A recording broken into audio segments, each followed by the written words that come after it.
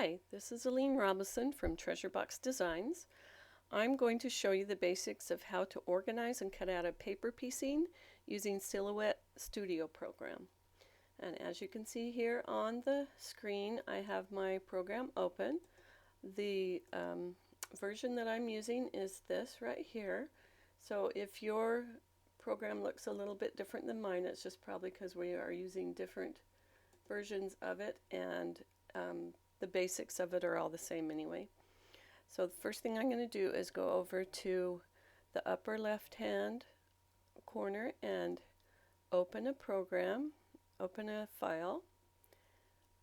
Wherever it is that you have your cutting file stored on your computer, that's where you need to go. I have a folder called Treasure Box Designs here, and I'm going to get this Christmas Girl file. I'm going to open that. I am going to be showing you how to do this with the DXF format. If you have the designer edition of the studio, you can use the SVG file, which is actually a lot easier to use, but not everybody has that. So go ahead and use the DFX that comes with the Silhouette purchase. So I'm just going to click on that and it will automatically go to my page. One of the things that I like to do is get rid of the grid lines because it's hard to see some of these little piecings with that on there. So I'm just going to click off of that, and then I can see things a little bit better. Also, when you first open a file, sometimes it will open and everything will be grouped together as a whole page, and if that's the case, you will need to ungroup it. This particular one, as you can see, when I click on one piece, it puts a small box around that individual piece, so this isn't grouped. But if it were grouped, the box would be around the entire thing, and you would just need to right click, and then this pop-up box would come up and you would need to go down here, and this ungroup would be in black and you would just need to click that. So this one is already done. I'm going to move a couple things out of the way here. The other thing is sometimes a file will come up and the inner cuts will not be connected with the outer cuts. So as you can see on this bow, this inner cut, and if I were to move this, they don't stay attached to each other. So let me just show you how to fix that so that when you move things around you don't have a problem. I'm going to select this entire bow, so when I drag over there I've got all of it selected, the inner cuts and the outer cuts, and then right click and then go down here where it says Make Compound Path. Click on that. Do that with this other bow.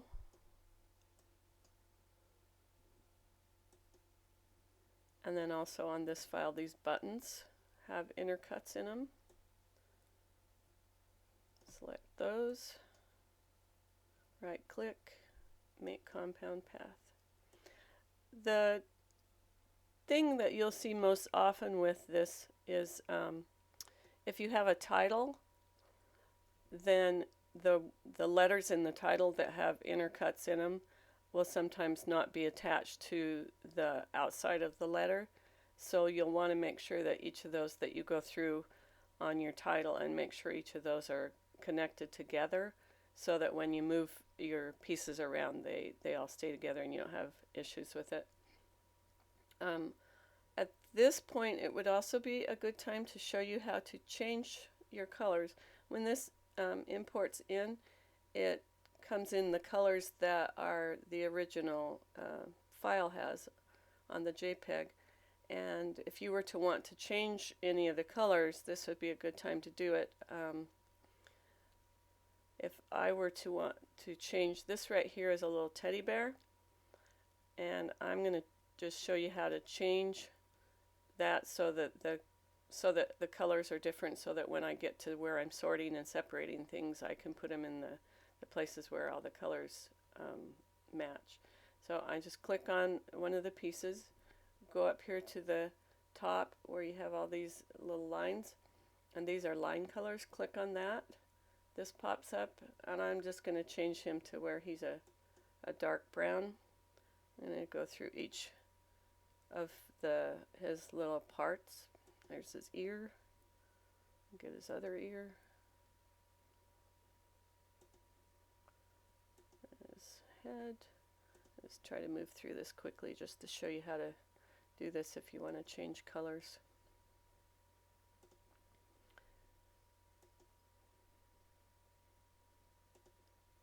This helps to keep things straight so that when you're separating your pieces you don't have to think about what color you plan for that because you've already changed it. Alright. Now what I'm going to do is I'm going to make this a little bit smaller mat so I can see things a little better. I'm going to select the entire thing and move it off of my mat. Okay.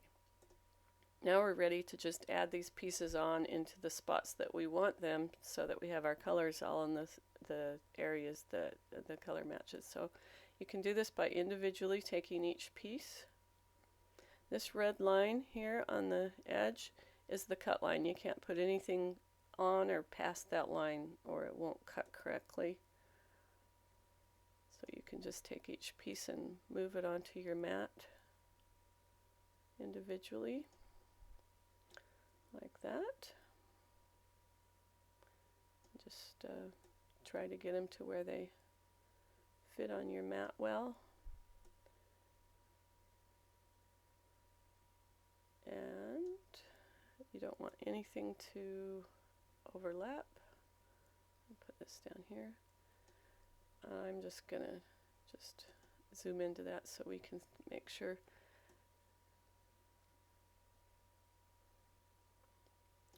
So nothing is touching, and you can put them as close as you want as long as they're not touching or overlapping, and as long as they're staying within your red cut line.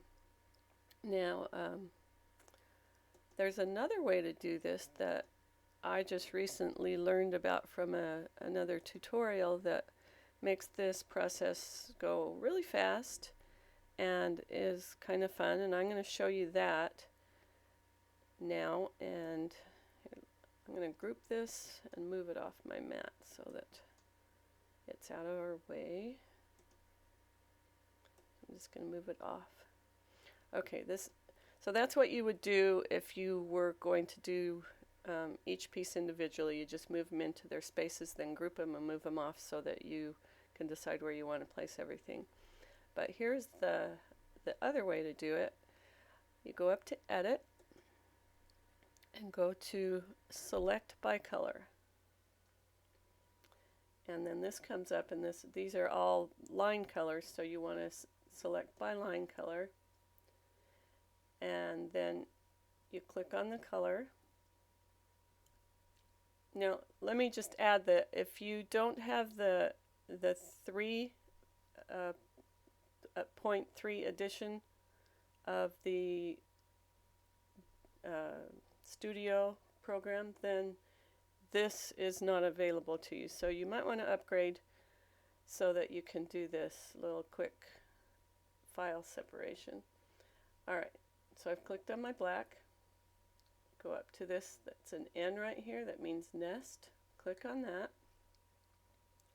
Click on nest, and all of your black goes over here. You select all of them,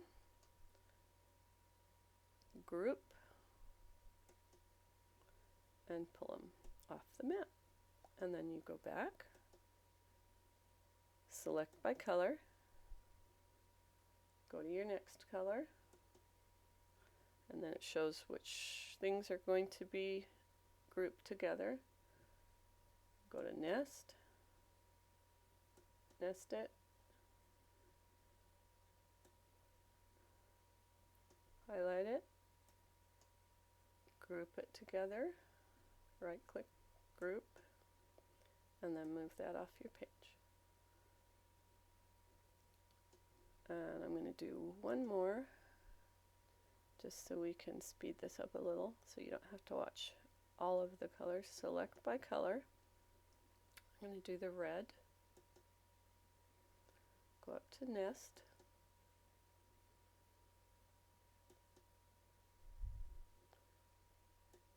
Select all of those. Right click.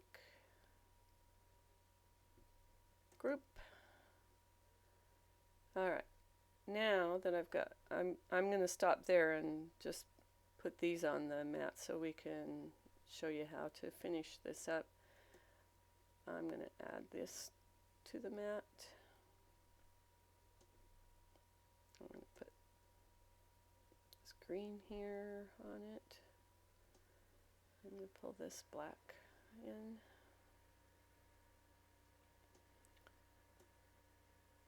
Okay. I'm going to go back and add my grid marks. I have my grid set at 1 inch apart because I don't need all the other separations. I just need to know where my inch marks are. And then what you want to do is go in here and make sure that that nothing is touching and nothing is going over the cut line.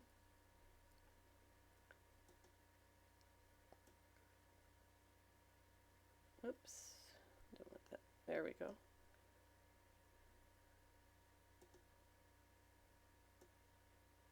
All right. Now, if you want to move things closer together to save paper, which is what I would do, you need to click on the color that you're going to change or move closer together and right click, ungroup,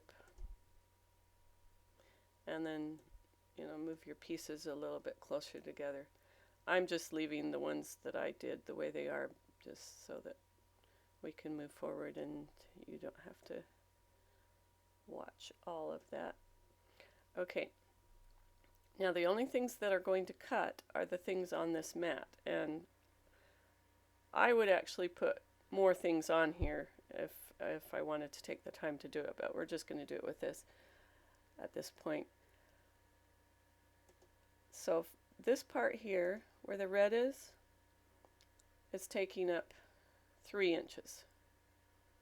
So what I would do is I would cut a piece of paper, red paper, 3 inches by 9.